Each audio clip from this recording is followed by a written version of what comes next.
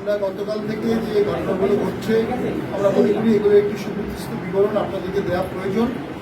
আমরা খুব দুঃখ পেয়েছি, কষ্ট পেয়েছি যে আমাদের অত্যন্ত প্রিয় গুরু উনি আহত অবস্থায় হসপিটালে আছেন। আমরা দোয়া করি উনি খুব দ্রুত আরোগ্য লাভ করুন।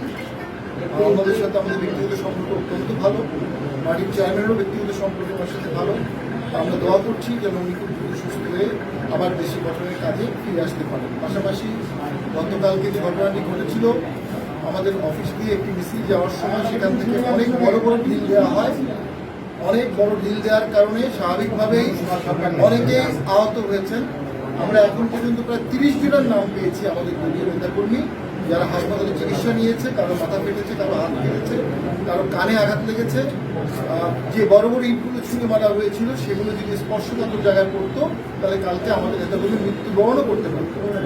পরবর্তীতে পুলিশ এবং সেনাবাহিনীর সহযোগিতায় ব্যাপারটিকে কুল ডাউন করা হয়। আমরা আমাদের পার্টি অফিসের ভিতরে চলে আসি, গণ অধিকার পরিষদ তাদের মিটিং শেষ করে চলে যায়। কিন্তু পরবর্তীতে আমরা দেখতে পারি আবার 7:30টার সময় একটা মশাল মিছিলের আহ্বান জানানো হয় এবং বিপুল পরিমাণ বেশ কিছু লোকজন, কিছু ভাড়াটিয়া লোক সেখানে ছিল, তারা মশাল দিয়ে আমাদের পার্টি অফিসে আগুন দেওয়ার জন্য আসে। এ সময় পার্টি অফিসে অনেক নারী ছিল, আমাদের পার্টির চেয়ারম্যান ম্যাডাম ছিলেন, পার্টির চেয়ারম্যান ছিলেন, আমি ছিলাম, অনেক প্রেসিডেন্ট সদস্য ছিল, অনেক কেন্দ্রীয় সদস্য কমিটির সদস্যরা ছিলেন, নারী ছিলেন, সাবেক সংসদ সদস্য ছিলেন। ফলে আমাদের নেতাকর্মীদের সাথে একটি সংঘাতময় পরিস্থিতি হয় এবং পুলিশকে তাদেরকে ঠেকানোর চেষ্টা করে।